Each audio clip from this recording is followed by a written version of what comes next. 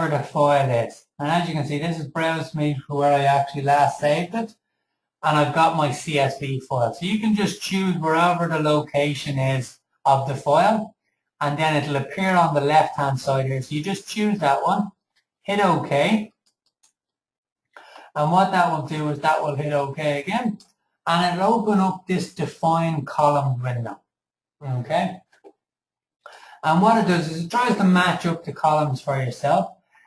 What you've got is you've got details heading and type heading. Details is the detail that's in the Excel file or the CSV file. Type is where you want to put it. So on the type, you've got drop-down menu of all the list of columns available in Buildsoft where you can import. You've got description, quantity, unit, rate, markup, total. Then you've got your coding columns where you can import in. And you've got your bill reference column, etc. Okay, so what you're doing is you're choosing where this information should go in. So this is our information in Excel, and we're just lining up the columns in Buildsoft. So we're saying on the second column in Excel, we want that to go into our description column in Buildsoft. On the third column in Excel, which is our quantity, we want to put that into the quantity cell, and so forth. So you're basically just lining them up. In Excel, you've got your columns A, B, C, D, E, F, G, or how many you have. And then you're just saying, okay, well, we've only got certain columns in Buildsoft. We need to match them up so they can import them. So when you're happy that they're all lined up correctly, you just hit convert. And when you choose convert, it'll bring you back to your import in case you wanted to bring in a second file. If not, choose exit by left clicking on it. It'll prompt you to say, you know, after all conversions are finished, please carefully check. You just say okay to that. And that brings in the details. So it's just telling you to say when you're finished, just double check everything's okay for you, because sometimes you never know, it could go off.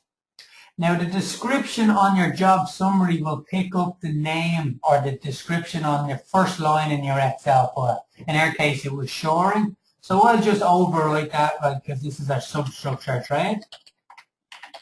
So you just overwrite that as normal. And then you can drill down behind that to see all the detail by double clicking on it. And as you can see, all the information from the Excel file will come in for me. And you don't worry, you need to worry about anything else. The system then takes over and you do whatever you wish.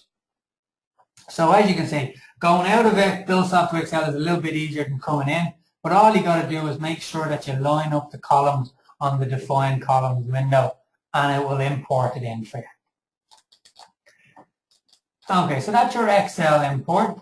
You can't import the PDF file because it's a read-only, so that's not possible, so we can't show you that. But then the other method we used was site format, how you import that site file that you got or that we exported in for yourself. Okay, so how you do that then is you would create a job on your list. So let's say we call it webinar site, and we hit OK.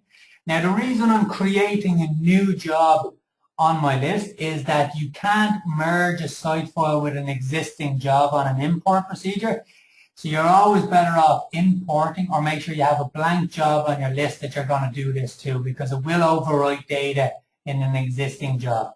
So you highlight the job you want to import in and make sure that's the one highlighted. You then come back up to your Tools menu. Okay, and on the Tools drop-down menu, we have our Site Files drop-down menu, and then we got our Import and Export. So when we were going out, we chose our Export option. So in our case, we're going to choose our Import option. So we go Import and import the site job. That will give us a file open window, and you just go browsing wherever you've saved the site files. So in our case, we've got them in the webinar folders again. And we've got our site files export where we exported it out to. And as you can see, it only brings up an EBC file, which is like the summary page, which is linked to all the EBQ files. So you choose that option and you hit open. And that will prompt you then. So the first prompt is saying, do you wish to overwrite the job webinar site? So you got to make sure that that job there the name quoted is the job you want to bring in. If not, choose no, because it will overwrite data in an existing job. If yes, you're happy enough, you just hit yes, and that'll go through. So it only takes a couple of seconds, and it has the site job is being loaded. Hit OK on that. And then you can open up your new job, and all the information is in there for you. So you got a list of all your items here, and down behind each one of those is all the descriptions for you. Now you'll notice is that the figures are in black because it's just import text, but as you go down, it starts to change the color to blue because you've got text underneath it as normal. So all your information comes in one go. Even though there was 20 odd files in the site file, you just choose the EBC file and it imports it all in one go for you.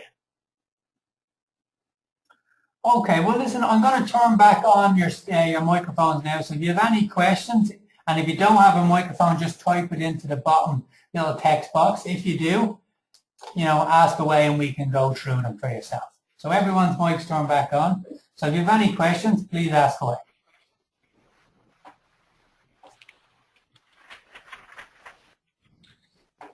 Okay, now what we'll do as part of the webinar as normal, it's being recorded, so we'll be doing it up when the rest of them are finished. There's another one on tomorrow that we're doing.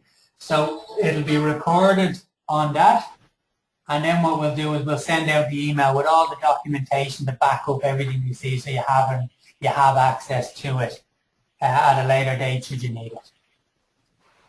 We'll also be, for future webinars, we're going to take a break on them now because we're coming into the likes of holiday season and people are on holidays and stuff like that.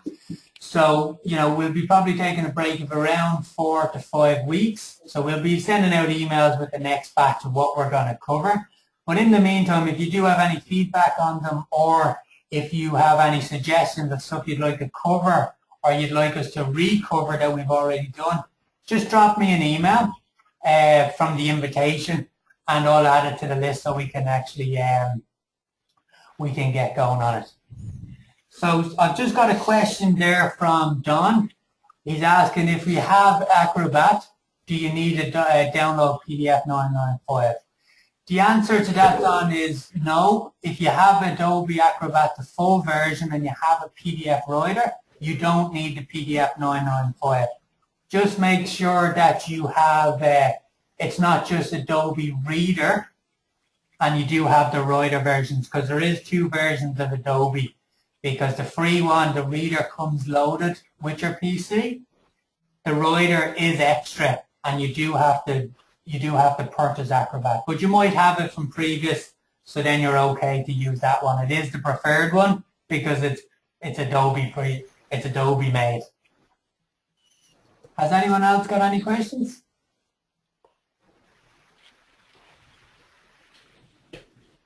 Okay, well if you have any questions that follows up, just drop them on an email to me or give me a call and we'll look after for that.